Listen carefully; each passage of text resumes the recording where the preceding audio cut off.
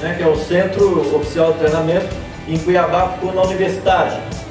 E foi uma briga danada quando eu estava na GECOP.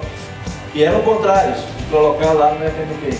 Tinha que colocar aqui, colocar ali, ganhou uma área não sei aonde. Mas qual é a verdade? Quem deu a área queria pôr o pote lá porque queria fazer um condomínio em volta e valorizar a sua área. E com a desculpa do pote, levar água, levar energia, levar asfalto, tudo com dinheiro público, para fazer um empreendimento particular.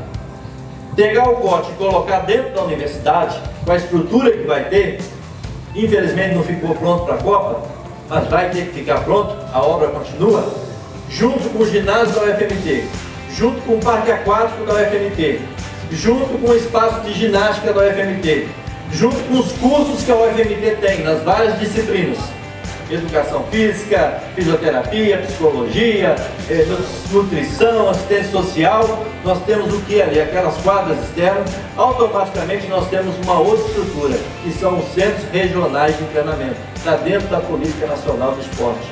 Então, se a gente para com as diferenças políticas, mas a universidade é federal, o município tem a oportunidade de fazer uma estrutura só para ele, e manter com o quê, gente? Vamos ser práticos.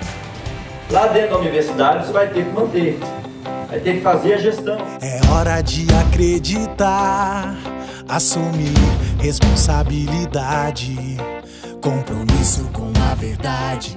Vamos mudar essa realidade.